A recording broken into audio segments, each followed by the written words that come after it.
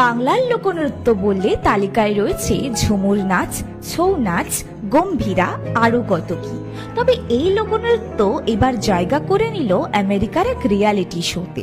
তাই সুদূর পূর্ব মেদিনীপুর থেকে শিল্পী পাড়ি দেবেন আমেরিকায়। শুনে অবাক হচ্ছেন তো? তাহলে চলুন আজ তার সঙ্গেই পরিচয় করাবো আপনাদের। শালবনী ব্লকের আসমানচক এলাকার বাসিন্দা বিজলি মুর্মু। ছোটবেলায় সংসারের অভাবে পেরোনো হয়নি স্কুলের গণ্ডি। তারপর 11 বছর বয়সেই বিয়ে। নিজের সংসারের হাল ধরতে দিনে 7 থেকে 8 ঘন্টা টোটো চালান। তার সঙ্গে চলে নাচের কঠোর পরিশ্রম। নিয়ম মেনে চলে মাথায় কলসি নিয়ে নাচের তালিম। সময়ের সাথে সাথে তার নাচের খ্যাতি ছড়িয়ে পড়ে দূর দূরান্তে।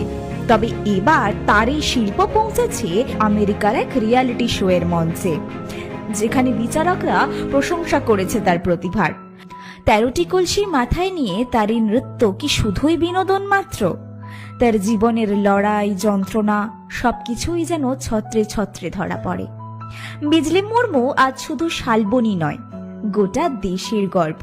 তার কঠোর পরিশ্রমে বাংলার সংস্কৃতি আবারও বিশ্বের দরবারে।